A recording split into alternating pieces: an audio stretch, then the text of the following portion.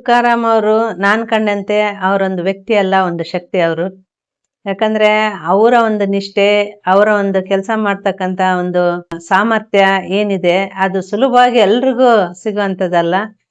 4 ಬಾರಿ ಸಂಡೂರಿನ ಜನ ಅವ್ರಿಗೆ ಆಶೀರ್ವಾದ ಮಾಡಿದ್ದಾರೆ ಅಂದ್ರೆ ನಿರಂತರವಾಗಿ ಅವರು ಜನರ ಜೊತೆಗೆ ಇರ್ತಕ್ಕಂಥ ಒಡನಾಟ ಮತ್ತು ಜನರಿಗೆ ಸ್ಪಂದಿಸೋ ರೀತಿ, ಅವ್ರು ಯಾವ ರೀತಿ ಪ್ರತಿಯೊಬ್ಬ ಮನುಷ್ಯನಿಗೂ ಸ್ಪಂದಿಸ್ತಾರೆ, ಪ್ರತಿಯೊಬ್ಬ ವ್ಯಕ್ತಿಗೂ ಗೌರವ ಕೊಡ್ತಾರೆ, ಅದು ತುಂಬಾ ಮುಖ್ಯ.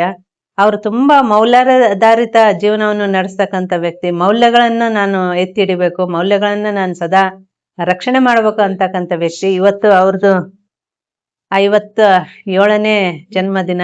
ಅದನ್ನ ನೀವೇ ನೋಡ್ತಾ ಇದ್ದೀರಿ, ಸಾಕಷ್ಟು ಜನ ಅಭಿಮಾನಿಗಳು. ಯಾಕಂದ್ರೆ ನಿನ್ನೆ ರಾತ್ರಿನೇ ತುಕಾರಾಮ್ ಸರ್ ಹೇಳ್ಬಿಟ್ಟಿದ್ರು, ನನ್ಗೆ ಯಾವುದೇ ರೀತಿಯಾದ ಸಂಭ್ರಮದ ಒಂದು ಆಚರಣೆ ಬೇಡ. ಎಲ್ಲ ತುಂಬಾ ಜನ ಮಕ್ಕಳು ಇವತ್ತಿಗೂ ಶಿಕ್ಷಣದಿಂದ ವಂಚಿತರಾಗಿದ್ದಾರೆ, ಮೂಲಭೂತ ಸೌಕರ್ಯಗಳಿಂದ ವಂಚಿತರಾಗಿದ್ದಾರೆ. ಅವರಿಗೆ ನಾನು ಎಲ್ಲಾ ರೀತಿಯ ಸೌಕರ್ಯಗಳನ್ನು ಒದಗಿಸ್ಕೊಟ್ಟ ಮೇಲೆ ನಾನು ನನ್ನ ಜೀವನದ ಒಂದು ಸಂಭ್ರಮದ ಬರ್ತ್ಡೇಯನ್ನು ಮಾಡ್ಕೊಂತೀನಿ. ಇವತ್ತಿನವರೆಗೂ ಅವ್ರು ಕೇಕ್ ಕಟ್ ಮಾಡಲ್ಲ, ಇವತ್ತಿಗೂ ಕೂಡ ಕೇಕ್ ಕಟ್ ಮಾಡಲ್ಲ. ಏನಪ್ಪಾ ಅಂದ್ರೆ ನನ್ನ ಕ್ಷೇತ್ರದ ಪ್ರತಿಯೊಂದು ಮಗು ಕೂಡ ಶಿಕ್ಷಣವಂತ ಆಗ್ಬೇಕು, ಪ್ರತಿಯೊಂದು ಗ್ರಾಮ ಕೂಡ ಅಭಿವೃದ್ಧಿ ಆಗ್ಬೇಕು. ಇವತ್ತು ಹಿಂದುಳಿದ ಹೈದರಾಬಾದ್ ಕರ್ನಾಟಕದಲ್ಲಿ ನಂಜುಂಡಪ್ಪ ವರದಿ ಪ್ರಕಾರ ಹಿಂದುಳಿದ ತಾಲೂಕು ಅಂತೇಳಿ ನಮ್ದೇನೇ ಸಿರುತ್ತೆ, ಇದನ್ನ ಆಗ್ಲೇ ನಾವು ತೊಡೆದು ಹಾಕಿದ್ದೀವಿ. ಇವತ್ತು ನಾವು ಅಭಿವೃದ್ಧಿ ಕಡೆಗೆ ನಡೀತಾ ಇದ್ದೀವಿ. ಸಂಡೂರು ತಾಲೂಕು ತಾವು ಗಮನಿಸ್ದಂಗೆ 2008-09ರಲ್ಲಿ ಗಣಿಗಾರಿಕೆ ತುಂಬಾ ದೊಡ್ಡ ಮಟ್ಟದಲ್ಲಿ ನಡೀತಿರ್ಬೇಕಾದ್ರೆ ಇದು ಒಂದು ದ್ವೀಪ ರಾಷ್ಟ್ರವಾಗಿ ಮಾರ್ಪಾಡಾಗಿತ್ತು. ಅವತ್ತು ಇಲ್ಲಿ ಯಾವುದೇ ರೀತಿಯ ಸಂಪರ್ಕ ಸಾಧನಗಳು ಇರ್ಲಿಲ್ಲ, ಯಾವುದೇ ರೀತಿ ಹೊರಗಿನ ಪ್ರಪಂಚಕ್ಕೆ ಒಂದು ಕೊಂಡಿ ಇರ್ಲಿಲ್ಲ ಸಂಪರ್ಕದ. ಇವತ್ತು ನೀವು ನೋಡ್ಬೋದು, ಇಡೀ ತಾಲೂಕಿನಲ್ಲಿ ಸುಸಜ್ಜಿತವಾದ ರಸ್ತೆಗಳು, 98% ನಾವು ಉತ್ತಮವಾದ ರಸ್ತೆಗಳನ್ನು ಇಲ್ಲಿ ನಿರ್ಮಾಣ ಮಾಡಿದ್ದೇವೆ. ಹಾಗೇನೆ ಹೈಟೆಕ್ ಶಾಲೆಗಳನ್ನು ನಿರ್ಮಾಣ ಮಾಡಿದ್ದೇವೆ.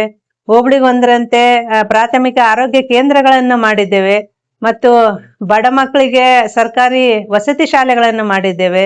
ಮತ್ತು ಹೆಣ್ಣು ಮಕ್ಕಳಿಗೆ ಮುಖ್ಯವಾಗಿ ಅವ್ರ ಜೀವನವನ್ನು ಕಟ್ಕೊಳ್ಳೋದಕ್ಕೆ, ಅವ್ರಿಗೂ ಕೂಡ ನಾವು ಸ್ವಾವಲಂಬಿ ಬದುಕು ಕಟ್ಕೊಳ್ಳೋದಕ್ಕೆ ಅವ್ರಿಗೂ ಕೂಡ ಸಾಕಷ್ಟು ಯೋಜನೆಗಳನ್ನು ತಂದಿದ್ದೇವೆ. ಇದೆಲ್ಲ ಒಟ್ಟಾರೆಯಾಗಿ ತುಕಾರಾಮ್ ಅವರ ಕನಸಿನ ಒಂದು ಕೂಸಿದು ಸಂಡೂರಿನ ಅಭಿವೃದ್ಧಿ ಅಂತಕ್ಕಂಥದ್ದು.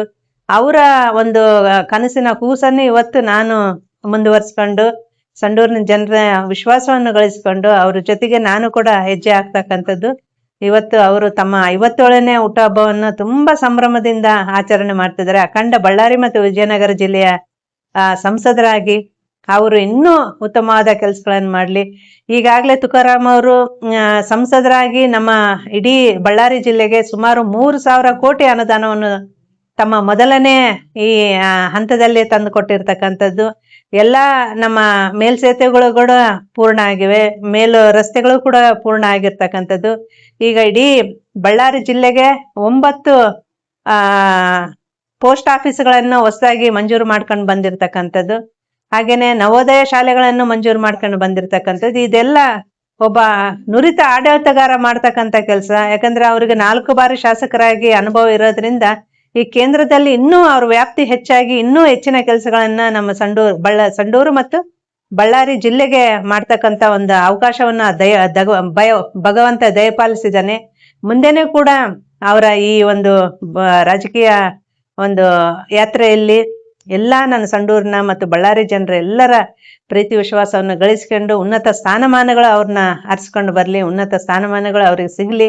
ಹಾಗೇನೆ ಅವ್ರಿಗೆ ಆ ಭಗವಂತ ವಿಠಲ ಆಯಸ್ಸು, ಆರೋಗ್ಯ ಮತ್ತು ಸಮೃದ್ಧಿಯನ್ನು ನೀಡಲಿ ಅಂತೇಳಿ ನನ್ನೆಲ್ಲ ಸಂಡೂರು ಜನರ ಪರವಾಗಿ ಮತ್ತು ಅವರ ಬಾಳ ಸಂಗಾತಿಯಾಗಿ ನಾನು ಅವ್ರಿಗೆ ತುಂಬು ಹೃದಯದ ಹುಟ್ಟುಹಬ್ಬದ ಶುಭಾಶಯಗಳನ್ನು ಬಯಸ್ತಾ ಇದ್ದೀನಿ.